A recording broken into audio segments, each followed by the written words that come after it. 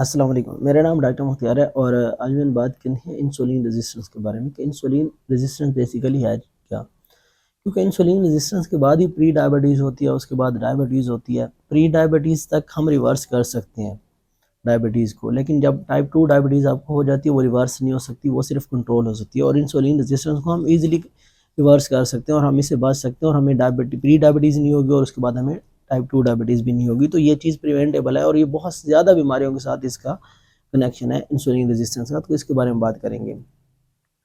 Basically جب آپ کھانا کھاتے ہیں تو جو آپ کا کھانا ہوتا ہے وہ جا کے گلوکوز میں کنورٹ ہو جاتا ہے، جو شوگر میں جسے ہم کہتے ہیں. گلوکوز اور شوگر دونوں ایک ہی چیز ہیں. تو جب وہ گلوکوز میں کنورٹ ہو جاتا ہے آپ کا کھانا، تو جب وہ بلڈ کے اندر گلوکوز جاتا ہے تو ہمارے پینکریاز کو، جو ہمارا لب لبا ہوتا ہے، اس کو سگنل جاتا ہے کہ انسولین کی پروڈکشن کی جائے. اور پینکریاز میں ہمارے جو بیٹا سیلز ہوتے ہیں وہ ایکچولی انسولین کی پروڈکشن کرواتے ہیں. انسولین جب ہمارے بلڈ کے اندر آتی ہے تو اس کا کام یہ ہوتا ہے کہ جو ہمارے گلوکوز ہوتا ہے اس کو ہمارے سیلز کے اندر پہنچانا ہوتا ہے، کیونکہ جس سیلز کے اندر گلوکوز جائے گا تو ہمارے سیلز کو انرجی ملے گی اور وہ اپنا کام کر سکیں گے. اور ہماری پوری باڈی جو ہے وہ سیلز کے ساتھ مل کر بنی ہو. تو گلوکوز بیسیکلی ہمارے لیے بہت زیادہ ضروری ہے. اور انسولین بھی اس لیے ضروری ہے کیونکہ انسولین اگر ہوگی تو ہمارے سیلز کے اندر گلوکوز جا سکے گا. اور ہر سیل کے اوپر انسولین ریسیپٹر لگے ہوتے ہیں، ادھر جا کے انسولین بائنڈ کرتی ہے اور پھر جو ہمارا گلوکوز ہوتا ہے وہ سیل کے اندر انٹر ہوتا ہے. تو ایکچولی اس کا لاک اینڈ کی وہ پروسیس ہے، مثلا اس کا رول یہی ہے کہ یہ کی ہے کہ جا کے ادھر بائنڈ کرتی ہے، کی لگتی ہے تو ہمارا سیل کھلتا ہے اور اس کے اندر جا کے گلوکوز انٹر ہو جاتی ہے.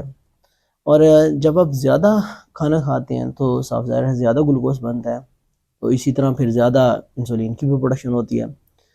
تو آہستہ سے ٹائم کے ساتھ کیا ہوتا ہے کہ جو آپ کے سیلز ہوتے ہیں انسولین ریسیپٹر جو لگے ہوتے ہیں آپ کے سیلز کے اوپر، وہ بیسیکلی کام کرنا چھوڑ دیتے ہیں. مثلا آپ کو انسولین جا کے پوائنٹ ہوگی بھی صحیح تو وہ نہیں لگے گی، اور جب نہیں لگے گی تو اس کے نتیجے میں کیا ہوگا کہ آپ کا جو گلوکوز ہے وہ سیلز کے اندر نہیں انٹر ہوگا. جب انٹر نہیں ہوگا تو آپ کے اندر انسولین ریزسٹنس جو ہے وہ ڈیولپ ہونا شروع ہو جائے گی. اور جو آپ کا پینکریاز ہوتا ہے، لب لبا ہوتا ہے، اسے لگتا ہے کہ شاید میں انسولین کم بنا رہا ہوں، تو اسی لیے جو ہے ہمارے جو سیلز ہیں وہ کام نہیں کر رہے یا وہ جو ہے رسپونڈ نہیں کر رہے، تو وہ زیادہ سے زیادہ انسولین بنائی جا رہا ہوتا ہے. مطلب وہ بہت زیادہ کام کر رہا ہوتا ہے اور ایک ٹائم آتا ہے جو آپ کا پینکریاز ہے وہ بھی کام کرنا چھوڑ دیتا ہے اور آپ کے جو بیٹا سیلز ہوتے ہیں وہ برن آؤٹ ہو جاتے ہیں.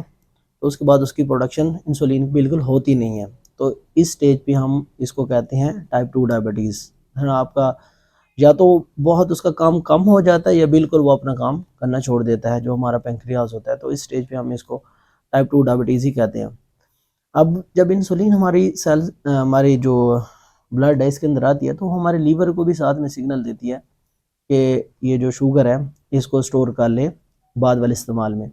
اب جب آپ کی انسولین ریزسٹنٹ ڈیولپ ہو گئی، سیل جو ہماری بلڈ شوگر ہے وہ آپ کے سیلز میں تو جا نہیں رہی، لیکن آپ کا لیور اگر کام کر رہا ہے وہ کیا کر رہا ہے کہ وہ سٹور کیا جا رہا ہے فیٹ کو، اور وہ سٹور کہاں کر رہا ہوتا ہے ہماری بیلی کے اوپر.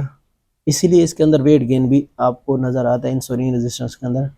تو یہ بھی اس کے ایک ساتھ میں اور رول ہے کہ ہماری انسولین ہمارے جو جگر ہے اس کو بھی سگنل دے رہی ہوتی ہے کہ وہ سٹور کیا جا رہا ہے اس شوگر کو.